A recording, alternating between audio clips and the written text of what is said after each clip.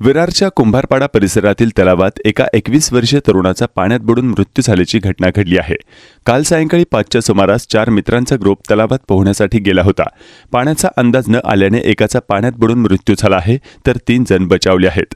उद्धव महेश नाटेकर, वय वर्ष 21 असे मयत तरुणाचे नाव आहे।